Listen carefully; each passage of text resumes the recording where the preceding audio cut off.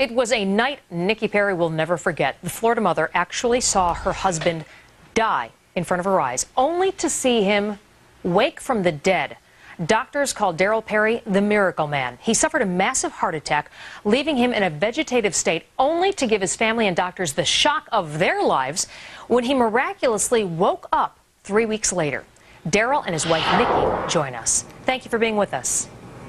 Thanks for having us. Well, Darryl, you're clearly a guy who's in good shape. You played football down at the University of Florida, married your college sweetheart, and, you know, you've been leading, I assume, a pretty healthy life. All of a sudden, you die in the middle of the night. Nikki, what did you think? I was in shock. I thought he was playing. I thought he was snoring. I kicked him, you know, you're snoring, wake up. And he just made a really weird sound. And when I looked, he was not snoring at all. So what exactly did they tell you happened, Darryl? Because the doctors say you were dead. But they didn't tell me anything. They talked to Nikki. Yeah. So, Nikki, when you rushed him to the hospital, what happened there? And how did they tell you your husband's alive? Well, the paramedic who came to our house, the first person on the scene said, "Oh, he's gone." So that was the first negative indication that they thought he was gone. And then when we actually went to 2 hospitals. We went to one first, and then he was airlifted to another hospital where he stayed for quite a few months, where he got really tremendous care. And while he was there, the doctor told me, he said, the only brain activity we're seeing are continuous seizures. He said the brain cells are making their last gasp for air. They're all dying.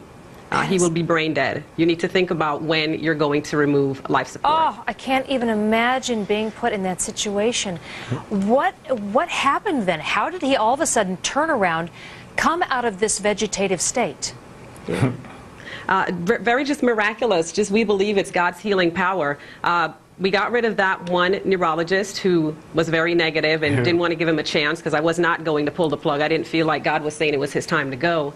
And we got another neurologist who was very straightforward, a wonderful gentleman who said, you know, the brain's a mysterious organ.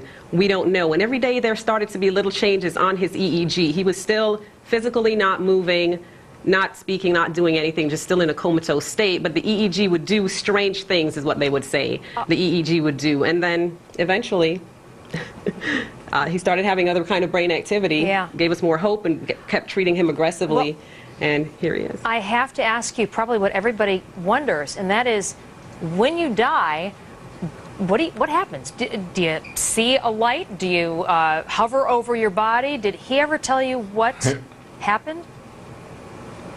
He did. He actually, when he was still in the hospital, when he was learning to speak again, he actually spoke to the speech therapist. And he doesn't specifically have a remembrance of telling her this, but I was there and she was there.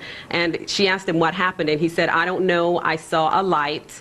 And then I saw the beautiful faces of my children and my beautiful wife, and I went back away from the light." And he has since told me that he saw his uncles who had passed away and some other family members who had passed away, and they were all standing there looking at you, smiling. Yes. Oh, boy. Well, I'll tell you what, that gives probably a lot of people hope. We are just so thankful that you are still with us.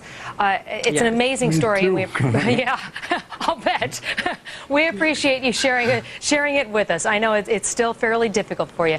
Darryl Perry and Nikki Perry, appreciate your time. Thanks for having us. All right.